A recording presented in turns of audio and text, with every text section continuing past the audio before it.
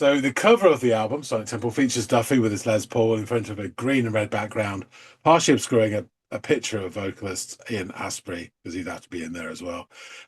This was chosen as the album's cover because the band wanted to capture the essence of what a power chord feels like.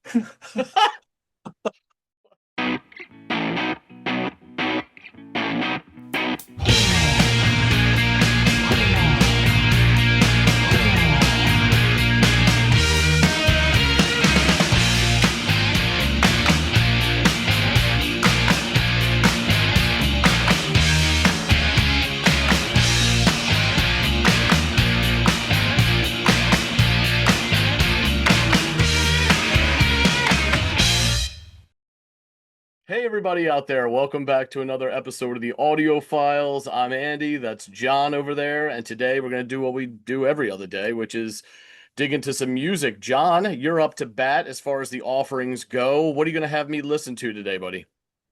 Okay, so we have reached the point which I promised a few months ago, a trilogy of the cult songs and Okay. the progression of their sound therein. So we've had Love, and then we've had Lil Devil. So we've gone from gothic rock indie type sound to AC/DC wannabes. Yeah. And now we're at the next progression, which is a track called New York City. New York City. All right, that's Yeah. interesting. Yeah, we'll see how this goes. It's been an interesting evolution or devolution, depending on who you ask, in their sound to this point. So let's see where they take it from here.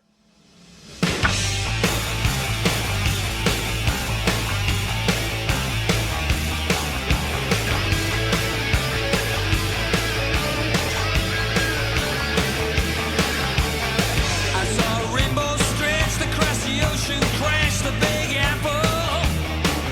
So I took a bite, ran to taste the light, but she bit me big. Real quick, first of all, almost immediate energy right out of the gate, which I would come to expect from not only the cult, but this sort of like glam rock genre that they occupy. In fact, not only does the music fit that description, but there is this hedonistic kind of quality to the not only that the feel of the music, but then the lyrical content as well. We're talking about, like, I'm sure it's a metaphorical to some degree, but crossing over to New York City and finding that you've taken a bite and it bites back, and I don't know, it's just got this energy to it where if they can make any suggestive kind of illusion, they will. And it works. I mean, it fits the sound, you know what I mean? It's just got that devil may care attitude about it, which is all good, you know what I mean? There's always room for some of that in rock and roll, obviously. So yeah, let's take that back just a little bit. I'm really loving the way the rhythm is just chugging away, and then what the guitar does, that lead guitar comes in and plays that really interesting, cool, very energetic motif that is really churning out of this can. I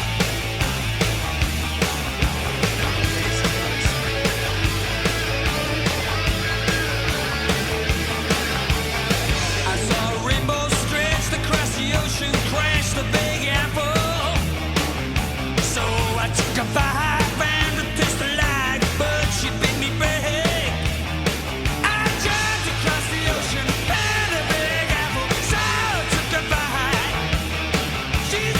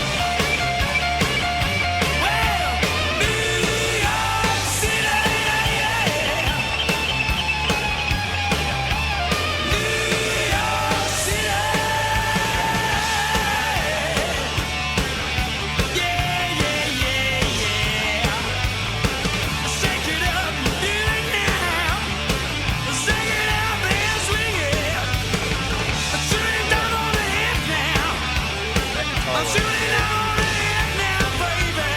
I'm shooting on it now. On New York City.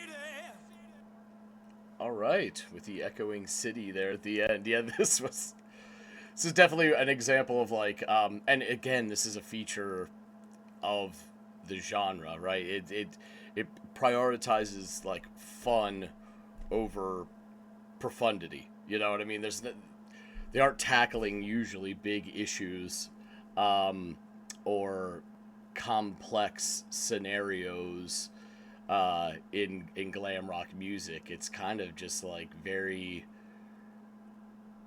bass and primal and hedonistic, like I mentioned earlier. And yeah, this has that, you know, spilling over. But it is a lot of fun to listen to, as I suggested, you know, fun over profundity.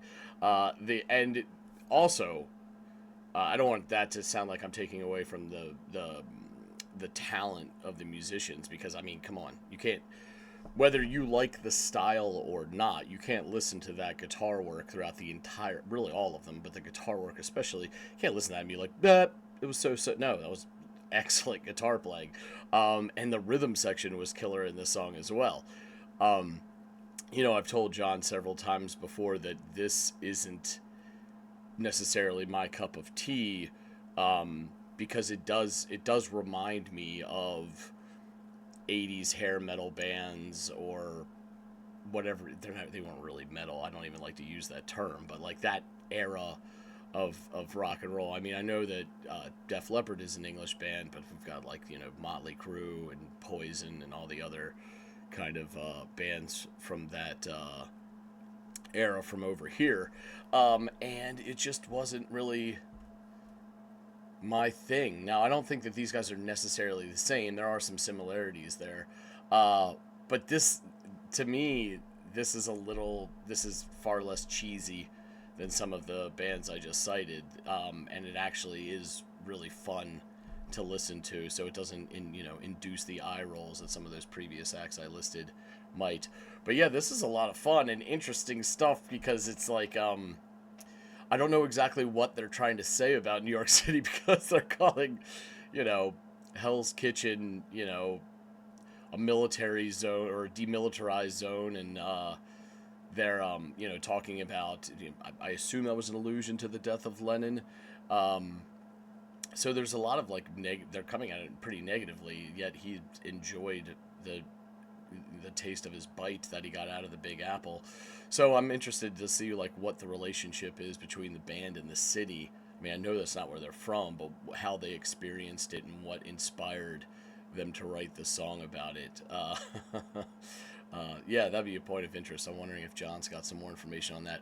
Regardless of all that, it was a energetic, rollicking song with some really great guitar work, you know, and some really great bass and drum work as well. So, you know, excellent vocal delivery. The style matches this music perfectly as well. You know, I think it's a pretty excellent example of this genre for sure. So, plenty to learn more about this song. So let's get back to John. London Weekend Television. He's back. So you've had to listen to New York City by the Cult. Not to be taken seriously, obviously. But what did you make of it all? Yeah, I know. I don't be hard pressed to try to take this seriously, which is great, because I think, you know, I'll probably touch on this later, but this song, this genre, always prioritizes fun over profundity. So you're not getting like, oh my God, I can't believe they tackled this issue, or what an introspective look at mental health, or anything like that. It's you know what it's hedonistic. This music is primal in that you know, itch that it scratches. It's just fun and a little out there, and most, whether they're being literal or metaphorical, references to things that are sexual in nature oftentimes get thrown about in these songs, whether like again, whether it's they're being literal or they're using it as a metaphor. I mean, even when he sort of alludes to taking that bite out of the apple and enjoying the taste, pretty early on in the song, you kind of get an idea of what you're working with here with this track. So, and that's the same for this style of music over here as well, if not doubly worse in that regard. You know what I mean? So I knew what I was getting into, but it kicks off with this immediate shot of energy. Again, very emblematic of this kind of song and genre. The rhythm section is chugging away, and that lead guitar screeches through its motif over the top. And this is a sound I've come to expect from the Cult now at this point, because Lil Devil had more of this in it than it did that gothic stuff from which it, I suppose, derived. So yeah, this is a glam rock sound very much popularized in the 80s, on I assume both shores at this point, given that you've talked about, glam rock and your people's take on it over there and ours over here. Ian Astbury joins in and begins delivering the first verse, and immediately we get an allusion to New York City as he sings, "I saw a rainbow stretched across the ocean, crashed the Big Apple, so I took a bite." I think that's what he says. And then he notes he found a taste he likes, but she bit back. And there it is again, that he bit her, like, what do? You bit her ass and she got you back. But he's, I assume, referring to New York City as this she. And while it's early days, I'm already getting just a dash, and here's where I said it, of hedonism from the sound of the music and the lyrical content, which is something I've come to expect from this genre of music. Glam rock isn't the most thought-provoking genre, but it does aim to be fun and usually sticks the landing. The next verse kicks off, and Asbury does this thing where he leans into the place's emphasis on, like, the opening word, like he leans into and places emphasis on that first or second if it's a very short first word, like it, and then, or he, whatever it is. But other than that, it's the first word that he really, like, leans into, which is a fun and interesting and engaging way to deliver the lyrics. And he continues to sing of heading to New York, only to have his like soul laid to waste, I think is what he said, and his back stabbed. So this is really interesting. So I'd love to learn more about how and what took place. Then in the next stanza, he repeats, "Hell's Kitchen is a DMZ, and I ain't never coming back." So it sounds like he's having a real doozy of a time in New York City, specifically Hell's Kitchen, but perhaps he bit off more than he could chew. This gives way to some excellent rippage on the lead guitar before we launch back into the next verse, which is repeated. And in it, Asbury notes the pressure never stops, the pressure never drops. He then makes mention of our favorite Beatle here at the channel and how he got fried. I assume that was his the Beatle in reference, and not talking about Lennon of USSR fame. But yeah, he talks because I don't remember anything happened to him in New York City, though I do remember that John met a pretty shitty fate there. So yeah, I thought No, that was it's Jack Lemmon. He's talking about the apartment. Oh, that's what it is. I misheard. It was lemon. Okay, gotcha. Also, I should mention it here, but I've heard it earlier on in the song. But the piano is really sticking out to me. It's really great. There was earlier on, there was like this little glissando, and then not the part right after the glissando, but the part after that, there were these stabby, punchy staccato notes on it. And go Yeah. ahead. Yeah, that kind of reminded me of Led Zeppelin in a way, because they would do that as well with this Mhm. sort of heavy stuff with the piano. Yeah. John Paul Jones, obviously genius. But Yeah, that exactly. had that sort of Zeppelin Jones. sort of bit. Yeah. Yeah, I could see that. I could see that. Maybe a little bit through a different light because it doesn't sound like Zeppelin, but the Yeah. idea of doing it is certainly something that they would have pulled off as well, for sure. Again, I'm listening to these pianos and enjoying every bit of the key work therein. And they were really pounding away during a lot of this song, but it does add this extra layer that you don't know you need or will enjoy until you hear it. So Mm. yeah, this is a great example of that. Now he's back on that Hell's Kitchen kick. I don't know what happened to him there. Calling it a crazy place and claiming he ain't never coming back. And right after this, we get some chants of New York City and some yeah yeahs in there as well. This is kind of like a chorusy bit. This is all complemented by more of that sick noodling lead guitar, which honestly is like it changes what it does, but it's always doing something throughout this song, which gives it all this energy. You know what I mean? That's really like the straw that stirs the drink, if you will, in this track. So they kind of bring things down just a tad after this, and the rhythm section kind of features more predominantly. You can really hear that the bass chugging coming through at this point. I mean, I can hear it throughout all of it, but it and the drums seem to take center stage here a bit more, as the guitar is slightly more ancillary, comparatively speaking, to the rest of the song. And again, Asbury sets his focus on the demilitarized zone that is Hell's Kitchen, which also happens to be home of one of the more criminally underrated Marvel superheroes. Shout out Daredevil and Matt Murdock. The bass is really chugging through this portion, as the guitar is being about as subtle as a guitar can be in a glam rock song, which isn't very subtle, but comparatively speaking, it's putting on a clinic in restraint here. But it does these like bends and winds in sort of an accent fashion rather than like a featured fashion, which I really enjoyed. I have to say I was more struck by the change in tempo and switch up here. So I was a bit more derelict in my duties on focusing on the vocals. But I know toward the end of the portion, he sang something about a frenzy and people pushing through, I think.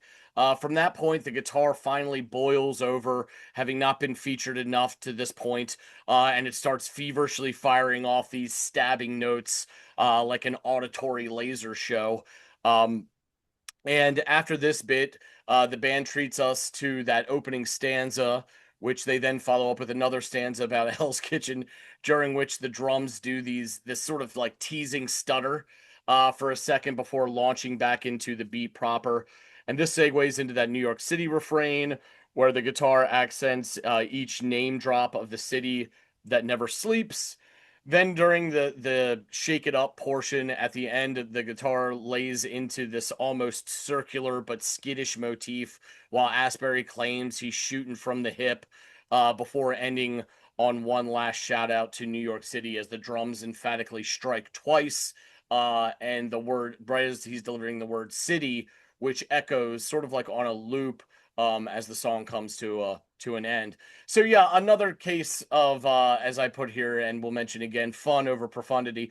This was rollicking and unbridled in its packaging and presentation, and there's always room in my catalog for songs that bring a bit of that to the table. So even if this genre isn't my cup of tea, a song like this can still be enjoyed. But I have to admit, I'm curious what New York City did to the band to inspire this song, because they really seem like, at first they loved it, and then, it took a bite out of them, but it sort of like it seemingly kept them wanting to come back for more. And then something happened in Hell's Kitchen to really leave a bad taste in your man's mouth. So like, yeah, it's just an interesting subject matter from an English band. But yeah, fun is exactly how I would describe this song. And I don't want to like, when I say fun, I don't want to like marginalize or like understate the talent of the musicians either, because like you can't listen to that guitar. It might not be the style of guitar you prefer, but you can't listen to that playing. Just like you can't listen to Eddie Van Halen or Slash in his prime and be like, yeah, that's not talent. No, that is gobs of talent. It's just not the talent that you appreciate the most, perhaps.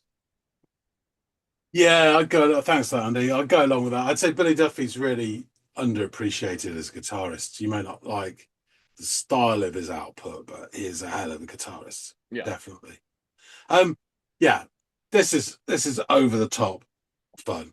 And as such, I really enjoyed it when it came out, but I knew what it was. And of the 3 songs and the 3 albums that we've covered, this one I listened to the least. But there's odd songs in it, and I mean, this one's the most fun song. It wasn't the biggest single off the album. I think probably the opening track is the most interesting, but I just as a blast and a flavor of the overall where their head is at, this is the one. Okay. And it's great. And there was a pub that we were in which had the album on a jukebox, and you put this track on, and things got spilled. You know, it was really good. So yeah, this track is from the band's fourth studio album, Sonic Temple, released in April '89, and there she blows. So, just a reminder, as I said before, we've covered Love and Little Devil playlist. You can go and check out a bit more about the band, etc. The bad players in this are Ian Astbury, vocals and percussion. He's always got a tambourine. Billy Duffy, guitar, and Jamie Stewart, bass and keyboards.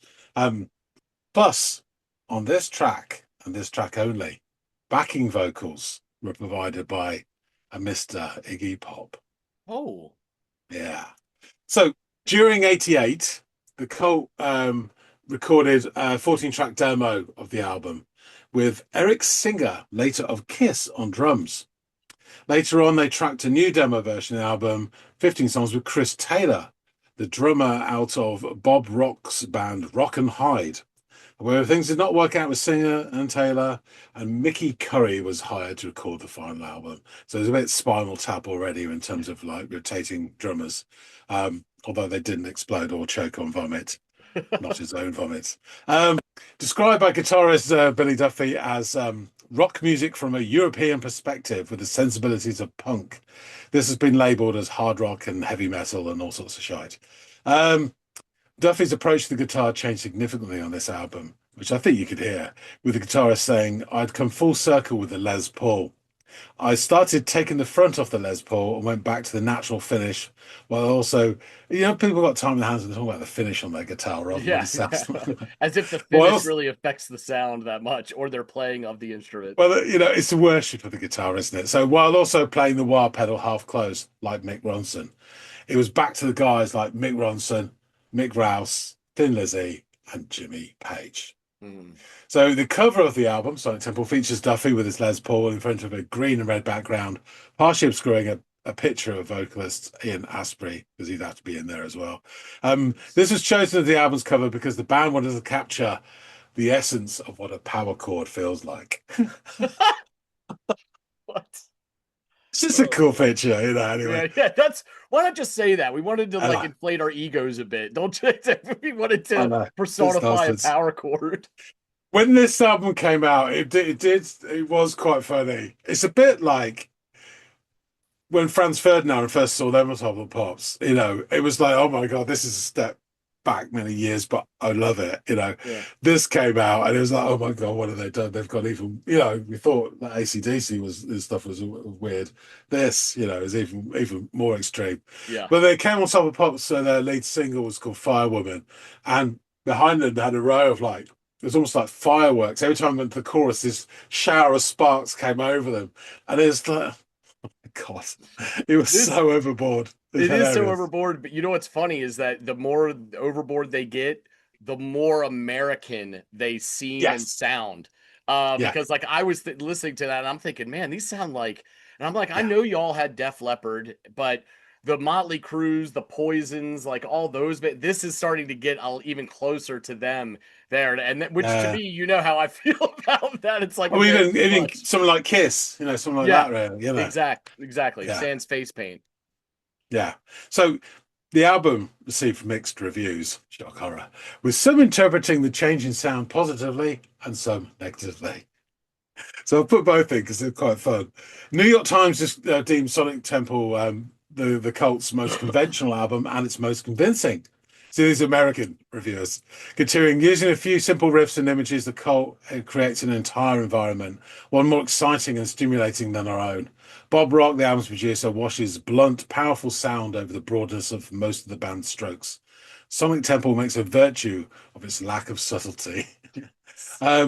Resident Queen bitch Robert Christgau wrote, having risen from cultdom as a joke metal band metal fans were too dumb to get, they transmute into a dumb metal band. Dumb was the easy part. Ha ha. Yeah, he's such a sweetheart. Los Angeles Times lambasted the album as stupid. It's almost like Spinal So Tap with succinct. that the 2 word review for Shark Sandwich. Shit sandwich. Music writer John Sellers criticised the cult for emulating a hair metal band on Sonic Yes. Temple, commenting that the cult had moved from the hearts of alternative music fans to the Walkmans of warrant disciples. Completely unacceptable. I mean, there is so much fun, you know. I know probably would have laughed at this as well. Stereo View consider the band borrows its inspiration from Led Zeppelin, Queen, and other AOR heroes from the hard rock 70s. But there's something perversely addictive about this music, with its upfront aggression and its slow motion orgasms of drums and guitars building to a raunchy climax. So yeah, so the album reached number 3 in the UK charts and went gold, and number 10 in the US Billboard 200 and went platinum. So Wow. it was very successful in Yeah, America. yeah. Well, given that how American it sounds, I can see how it would be received well, I mean, they even especially at that pronounced time. DMZ in the wrong way, but bless them. So the lead single, as I mentioned, was Firewoman. It charted number 15 in the UK and number 4 in the main USA charts, which again is a big splash. Yeah. So these complicated lyrics, and we may try to discern whatever could they mean. I saw a rainbow stretched across the ocean, crashed the Big Apple. So I took a bite, found a taste I liked, but she bit me back. I jumped across the ocean, found a Big Apple, so I took a bite. She teased me with a taste, laid my soul to waste, stabbed me in the back. Hell's Kitchen is a DMZ. I ain't never going back, no. Hell's Kitchen is a DMC. I ain't never coming back, child. Pressure never stops, pressure never drops. Lennon got fried. Said it was a crime, said it was a pity. No one even cried. Um, just on that, I remember the day Lennon got shot. It was mostly before your time. I Hmm. was at home. My mother was ironing, probably my school clothes in the kitchen, and my aunt rang up.